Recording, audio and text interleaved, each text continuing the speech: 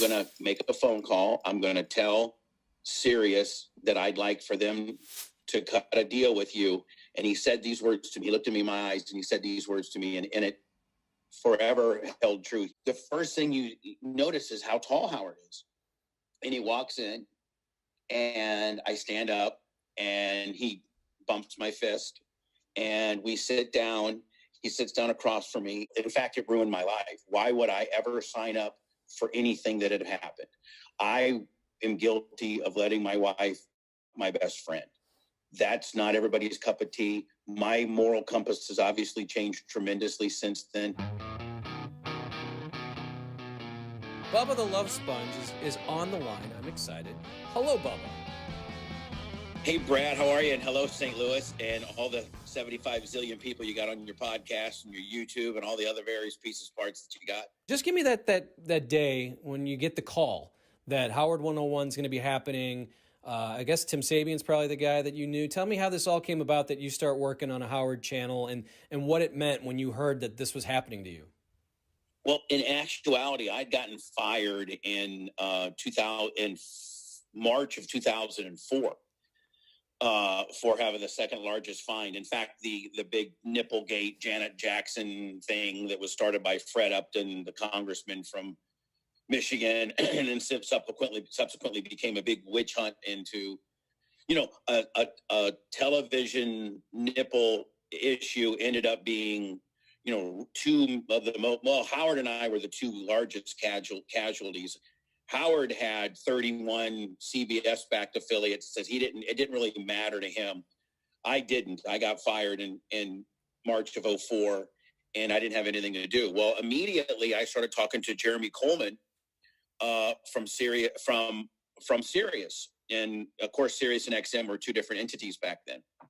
And so I started talking to Jeremy Coleman, and I was slated. And I don't know that if Howard knows this or not. I'm sure he does. But I was talking to Jeremy Coleman and Jay Clark, and Jay Clark was the president of programming at the time. And they initially were going to make me, I was going to come in and be the morning guy on Sirius. The job that Howard had. And at that point, things started happening, and it got to be like July, August of 2004. And I think at that point, Howard kind of became a little bit available, or Ross Sapin started talking to somebody on Howard's behalf. And all of a sudden, they stopped talking to me altogether. I almost had my deal done in like July of 2004, and I was going to start in the fall.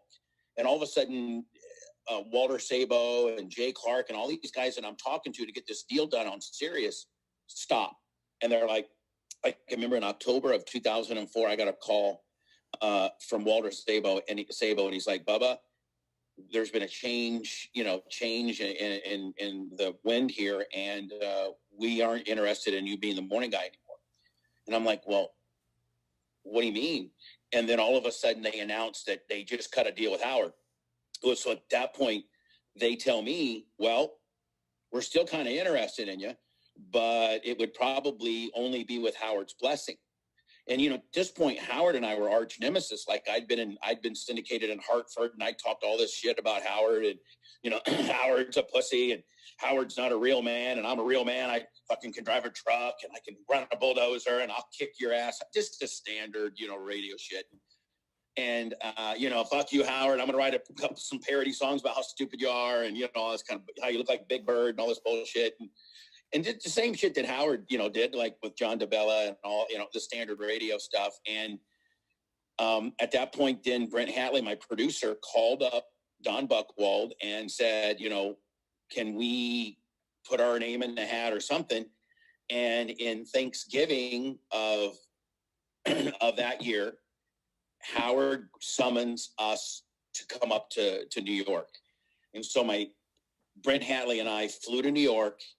It was a week before Thanksgiving, and Howard, we go to stay in this hotel, and I'd never been to New York a lot. I'm just some stupid guy from Indiana that to travel around or a little bit radio, but I'd never been in New York that many times. And we're staying near Don Buchwald's office, and I had to go and have a kind of a conversation with Howard.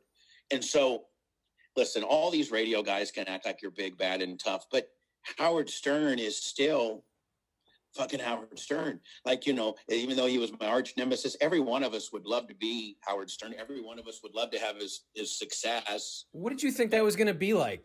Were you worried that No. Did you think he was going to be like, what are you, you know, because he could just bring you up and just, you know, maul you and say, get out of here. You could have just said, listen, you stupid. Look how fat you are. You're so fucking stupid. You think I'd give you a chance? Get the fuck out of here. You know, like, I didn't have any idea.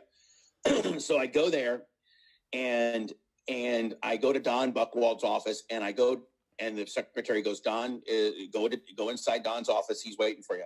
So I just thought that Howard was going to be in there, you know. And so I go in there, and there's Don, and what a nice man. He's just very calculated and calm and patient, and just, you know, old school. And he's like, hey, you know, tell me a little bit about yourself. And he acts like he genuinely cares, and he's writing some notes down. And so I'm kind of thinking, okay, well, I'm probably not going to meet Howard. You know, Don's going to either tell Howard I'm a weirdo or I'm okay, or, you know, whatever. So about 15 minutes, and Don's asked me, you know, where you grow up, and, you know, where are you from, and, you know, blah, blah, blah. And never mentioned Howard one time. So about 15, 20 minutes go by, and he goes, you know what, now, Bob, I tell you what. I want you to go past my secretary, walk out of my office, go past my secretary, and on the second door on your right-hand side, there's a conference room. I need you to go in there and wait for Howard. And I'm like, oh, fuck. So I go in there, and it's just a regular conference room, but it's really dark, really no lights on or nothing. And about 2 minutes later, here comes Howard. And he walks in, and I can remember like nothing. He had brown construction boots on, like cat, you know, military, which made him even more taller. Because, you know, I think the first thing, I'm 5'11", 5'10". The first thing you notice is how tall Howard is. And he walks in, and I stand up, and he bumps my fist, and we sit down.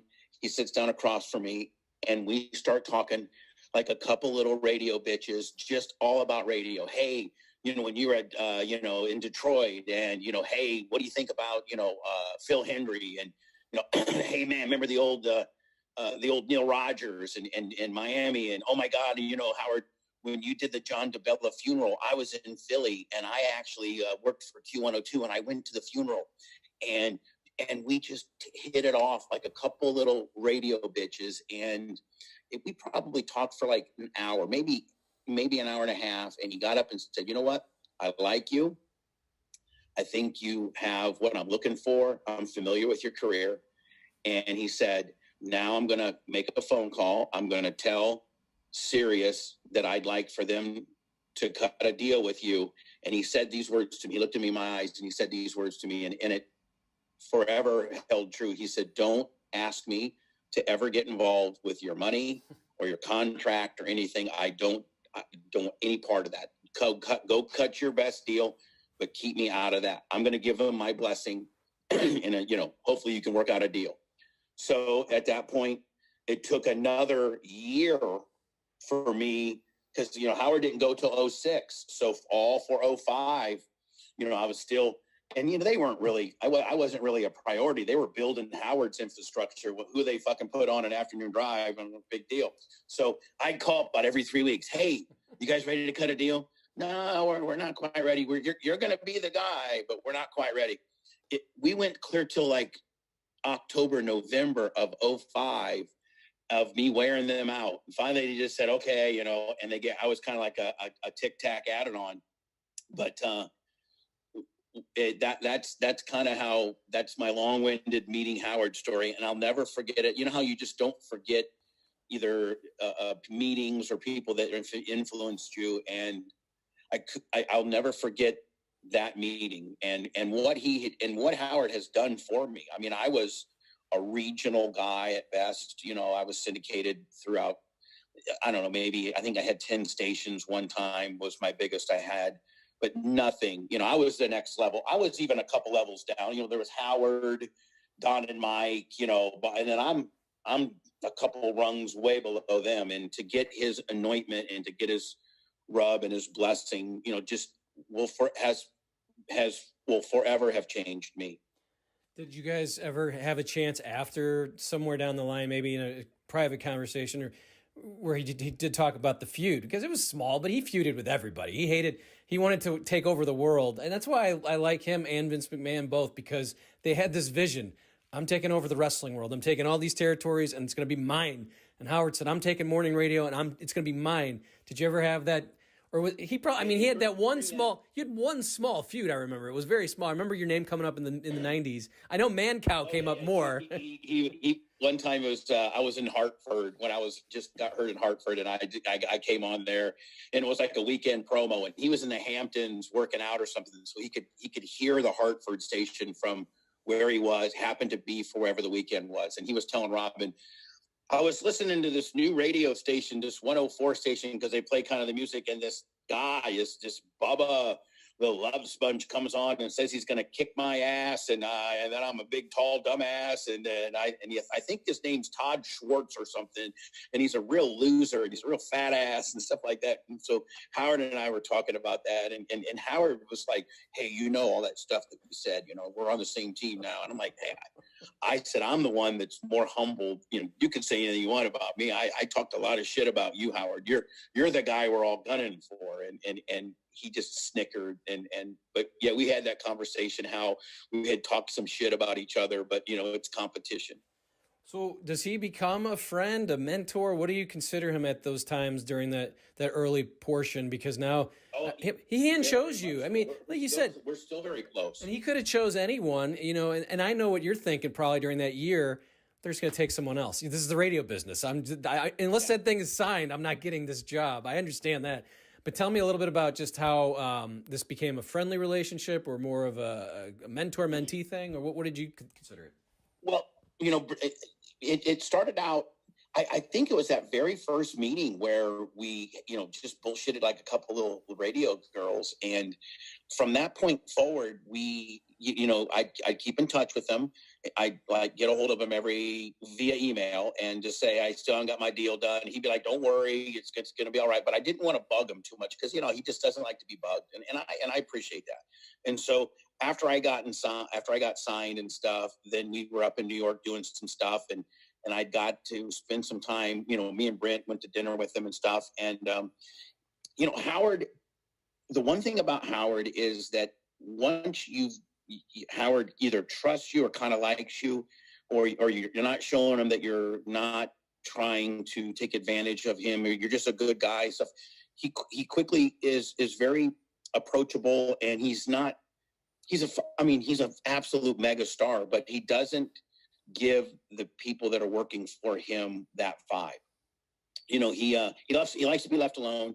He don't want to be fucked with, but he doesn't.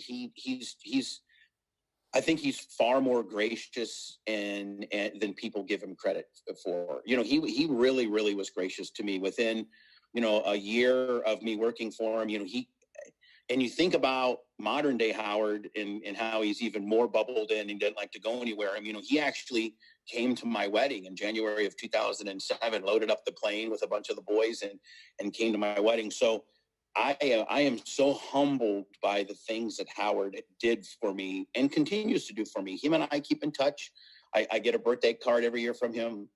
I started doing abstract painting, and I sent him one of my paintings just so that he would probably goof on it. But I don't know if he was goofing on it or not. But him and I have stayed in contact, and you know, a lot of people that have defected, Stuttering John and people like that, have talked shit about Howard. You'll never hear me say one bad word about that guy, other than just forever grateful for the opportunity that I got and the rub that he gave me and that I always have. Yeah, you would come on his show a bunch. You would call in, you'd be on. But the wedding was obviously, I think, maybe the pinnacle of you being on the show, because it became a whole week.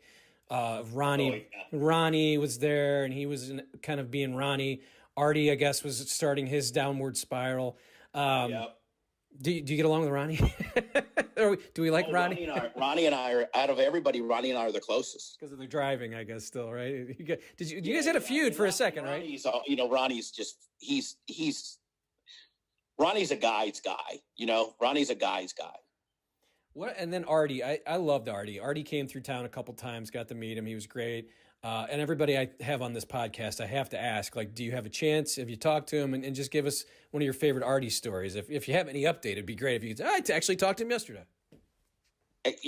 No, I haven't. Artie's been hard to get a hold of. And when Artie was going through the lowest of his lows, I reached out several times. None of his numbers work.